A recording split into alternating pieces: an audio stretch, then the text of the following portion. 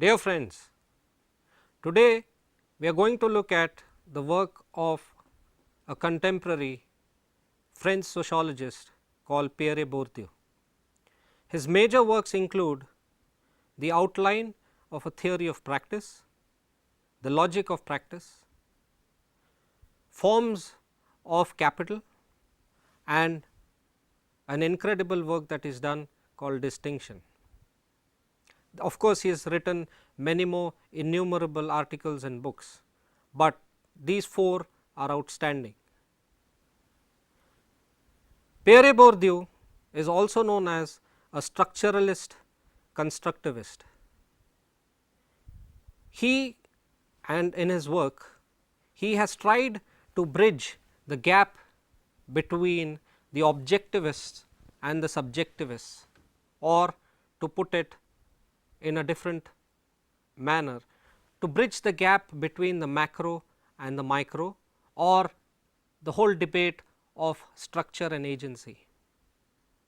Earlier sociologists focused their work more in terms of structure, the macro level structures, wherein, for example, wherein polity, economy, religion, etc., and their roles in integrating or disintegrating individual and collective relationships.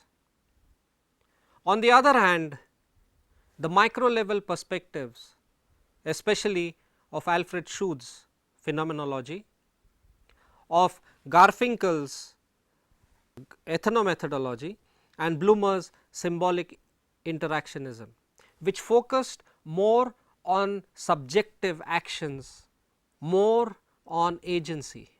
So, you had two quite distinct approaches.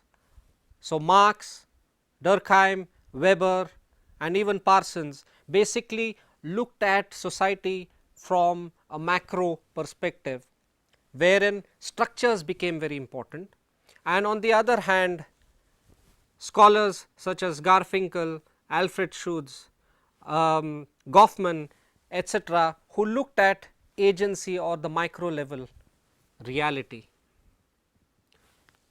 Somehow these two ways of interpreting social world seemed to be broken apart, and there seemed to be no kind of a conjunction between them, and it was in fact Pierre Bourdieu's work. There are other scholars also, for example, Anthony Giddens, whose structuration theory also kind of attempts to merge the macro and the micro level realities. And in doing so, Pierre Bourdieu developed a new concept, which is the structuralist constructionists. This particular framework allows one to move from the macro to the micro, or from the micro to the macro in one manner, and therefore social life is seen as a dialectic between these two structures, the macro, micro, or if you would like to call it the structure and the agency. In doing so, he used a couple of concepts. The first he calls as practice, the second he calls as habitus, the third he calls as the fields. He also introduced a concept called doxa. We will look at these in a few minutes. But before we even go into what Bourdieu had to say, let us look at these two different perspectives of the macro and the micro. The macro seem to think that structures are important and not individuals, and individual agency is not important, and therefore scholars such as Durkheim talked about social facts, Marx talked about alienation, Max Weber talked about rationality, and therefore their emphasis was on structures and how they impose themselves on individuals. A very pessimistic kind of understanding where humans become subjects, objects rather than subjects. They do not seem to have a choice of their own. On the other hand, you had a micro level perspective. So, you had Alfred Schutz who talked about phenomenology, you had Garfinkel who talked about ethnomethodology, and you had Bloomer who talked about symbolic interactionism. To give an understanding of the micro level perspective, I could illustrate it with an example. If I raise my hand, it would have different meanings in different contexts, and it is a very subjective action and a very subjective interpretation. So, if I raise my hand in a classroom, it could mean that I want to ask a question. If I raise the same hand in the same manner, probably on a street, it could mean that I am hailing a cab, a taxi. If I do the same action probably in a dark alley, it could mean a threat also. It could mean physical force. Therefore, the views are subjective, and therefore, the micro level perspectives are focusing more on micro level interactions, the meanings that humans give, and of course, the work of Peter Berger and Luckman who talk about social construction of reality. We construct this reality, and therefore, in different societies where the same action would have, or in a different context, the same action would have different meanings, and these are subjective. I might see it differently, you might see it differently, everyone else might see these actions differently. It is the way that we interpret, it is the way that we perceive firstly, think about it cognitively, and then react to this.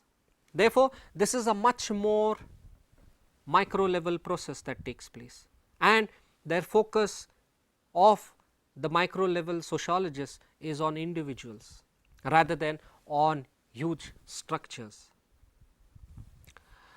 Therefore, what Bourdieu is trying to do is not to take extreme stands either for the macro or on the micro, rather he is trying to bridge them together. How does he do so? And what is the use of bridging these two categories into one? Bourdieu believes that it is not right for a sociologist to think that these two are opposing entities. Rather, they are complementary and they are dialectic, and what is more interesting is they are in unity. And how does this take place? So, he introduces the term habitus. Habitus is the embodiment or is the internalization of these structures. These very structures guide us, they even make our personality. Who I am, who you are, is because you are structured in a particular manner, and therefore, structures are not to be found outside, but they are found they are actually inside us and within us, and you can see this, you can experience this by simple observation in society. All social phenomena which ensure that we bring out these structures. So, the way I dress, the way I eat, the way I talk, even the manner in which I think, which is a very cognitive aspect, is structured, and therefore, habitus is basically a social fact in the sense, or I would put it in other words, it is a historical fact in which culture which is transmitted from generation to generation is also transmitted to me in this generation, and I internalize this culture and therefore the structure, and within me also lies the agency. So, habitus is basically your own body in which the structure is present, but together with the agency. That is to say, I am also a creative animal. I am also a reflexive human being. It is not as though I just take things for granted. I also think. I have the capacity to think, to reflect, to perceive, and therefore, that becomes the subjective part, that becomes the agency part. So, to give a very good example of where and how structure is, imagine we have food every day, and imagine you have ordered an Indian thali, a North Indian thali. What do you find in the thali? Probably you find chapatis, you find yogurt or curds, you find vegetables, you may find papad, you may find curry, Indian curry, and you may also find some rice. How do you start eating your food? First, you may take the chapati, dip it in the curry, then take sabji, or you may even have pickle and then eat it with the papad, or you may start with your rice with the curry, and but there is a particular order of how you do it. This itself is structure. So, imagine an American who comes to India and is eating the same thali, and he begins by first taking or gulping down the curry and then eating the yogurt and finally eating chapati without anything, just dry chapati. We may laugh at him, but we do not understand that this itself is a structure which comes from within, because we are trained to do this by the process of socialization. So, structures are not only to be found outside, which are at a macro level, but they are to be found inside within us, within the body. So, the concept of habitus is basically that we ourselves carry structure, but imagine the same thali and you want to change your way of eating, which gives you a certain freedom, and you have that freedom. Each individual has that freedom in spite of that structure. The structure creates inclinations or proclivities to do certain things in a certain manner, but it does not mean that the individuals have to follow only those rules or only those structures. We might like to change, and we usually do that. So, moving from the concept of habitus, we will now move to the concept of field.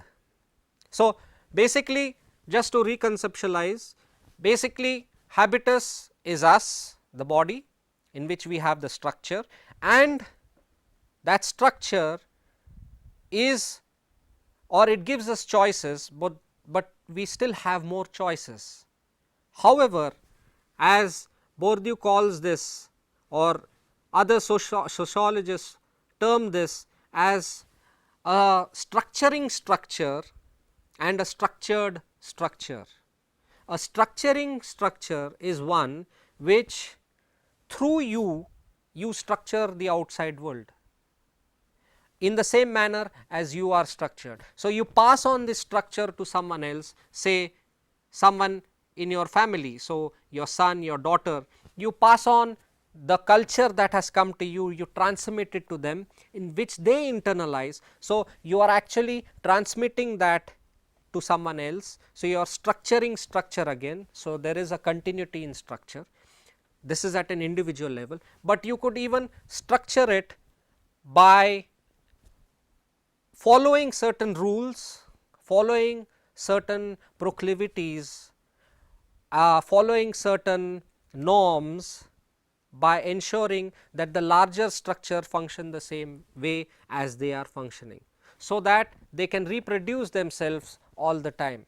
Therefore, structures or the larger structures seem to always be there in one's lifetime and beyond one's lifetime. It is almost as though, for instance, family has been throughout human history, or religion has been there throughout history. So, that continuity and that universal aspect of structure, the larger structures, can only take place if we, that is individuals, because we are structured in a particular manner, continue ensuring that these structures continue. So, they are, in one sense, what Bourdieu is arguing is, we as human beings are structuring the structure, but at the same time, because it is a dialectic relationship, we are also being structured. So, he says basically it is a structured structure within. Now, we will move on to his second concept, which is of field. Field is basically a social arena. It is like a football field, for example. The football field has certain rules and regulations, it has certain boundaries, where and there is a certain rule of the game, and there are 11 players on each side, and the aim and objective of the game is to score as many goals as possible. So, in social life also there are different fields. So, you might have a field in economics, you might have a field in bureaucracy, you might have a field in religion, in art, architecture, etc., etc. So, these are different fields that are present, and in each field there are different rules.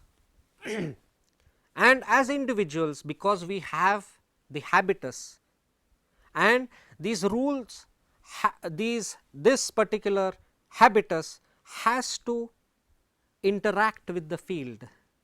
So, we as individuals interact with various structures and various fields in the structures all the time, but we are aware of the rules that are present in each field, and there is an interrelationship between different positions within these fields. So, there are positions within these fields, there is an interrelationship between them, and we as individuals have to make our way within these fields. So, as a football player, imagine yourself as a football player and you are entering the field of a football game. So, you know the rules that, for instance, when you want to score a goal, you have certain rules, you cannot resort to violence, etc., etc., etc., and then it becomes a team game in some ways, and you are actually, there is an aim or an objective, that is to score maximum goals and to defend so as the other team does not score many goals. So, there is an objective. However, when the game of football is actually going on, you can see the creativity of different players, and this is the agency part of it. So, he says the habitus is structured, yes, but you still have choices, and these choices are important because these choices lead to change, however subtle they might be, however little they might be, but it is because of agency that structures slowly and gradually begin to change. So, the habitus and the field are in a dialectic kind of relationship. But how does this happen is through the process of what he terms as practice. Practices are everyday life, wherein our habitus is always interacting with the habitus of another, but also in the so called field. And it is only through practice and everyday practices that small changes take place, which ultimately lead to change in the larger sphere or the domain of structures or the large structures of society. So, practice is actually opus operatum, as he calls it, or the way that individuals have to move or have to act, and this process itself is not controlled. Of course, there are structures which do not allow you to move outside, but these very practices involve certain and subtle changes that finally lead to a change in the structure. So, now we understand how Bourdieu is trying to link the macro with the micro or the structure with the agency, where he says both are present, and finally that it is through this that changes can take place. So, structures are not inevitable.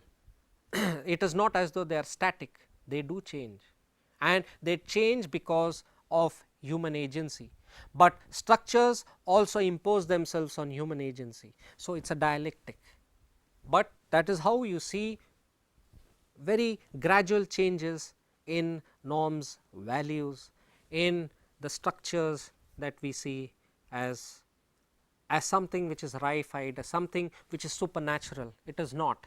It is through human agency that things change. Finally, coming to one of his major works, he talks about the forms of capital, and it is through these forms of capital, the objective in the fields that each one. So, for example, in the football field, the objective is to score goals. In a social field or an economic field, the objective is to gain wealth, economic wealth. So, similarly, you have different forms of capital, and it is not important, or it is not a stand-alone economic capital that can guarantee status and authority or power. You need to have other forms of capital too. So, which are these other forms of capital that Bourdieu is talking about? He talks about cultural capital, he talks about social capital, he talks about symbolic capital, together of course with the economic capital. A rich person or an individual, if he does not have the other three, may actually become poor very soon. And in each capital you need to invest. So, it is not economic capital alone which dominates the social world, but it is the other three kind also which are very important. What is cultural capital? Cultural capital is the transmitted form from generation to generation. So, culture part of it. So, language could become a kind of cultural capital. How would it become a cultural capital? So, if there is a society in which one needs to have a particular kind of dialect in a language. For instance, if I have an Anglo-Saxon kind of a pronunciation, then probably I might have better chances of getting service in say Europe or in say England than a person who also knows English, but whose dialect is probably not Anglo-Saxon. So, it is a very subtle form of capital that I have that distinguishes me from someone else. In his book Distinctions, he talks about the cultural capital. So, in Europe he says the high class or the higher economic class seem to admire abstract paintings, which probably an individual from the working class may make no sense at all. So, the aesthetic sense that comes out in this kind of work differentiates classes also, and therefore, Bourdieu is trying to tell us that it is not only economic wealth, but it is the kind of taste, the aesthetic taste, which is part of the cultural capital, that only comes through tradition and culture, which probably a person who is poor but becomes rich might not really have that kind of capital, which would go against that particular individual. There are three forms of cultural capital that Bourdieu is talking about. The first is the embodied kind of cultural capital. This kind of capital is something to do with the body, and it cannot be transmitted just like giving a gift. It is only through labor and time that the individual invests. So, for example, in studies, or in academics, if a person invests more time and labor, that capital which he accrues is cultural capital, but it dies with him or her.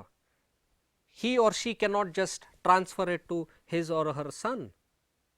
Therefore, this capital is something which is possible to accrue only by investment by the individual himself or herself.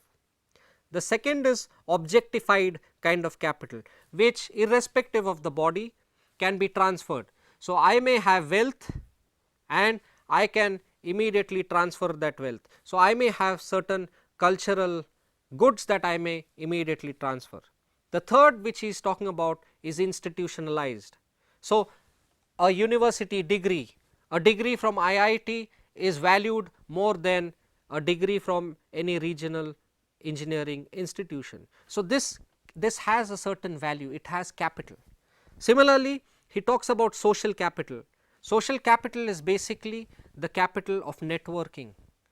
It is not only enough that you have certain capitals, but it is also important that you know someone. So, the connections that he is talking about, and it is through connections. So, it could be family connections, it could be caste connections through which one moves across in this social field. The third kind of capital is symbolic capital, which is basically the capital which is found in, for example, the titles. So, Padma Bhushan, for example, or knighthood, for example, gives you a certain prestige. So, in short, Bourdieu is trying to tell us that the habitus and the field and practice is basically a form in which, or various forms in which individuals act in their social world. For what? For gaining either of these forms of capital. Thank you very much.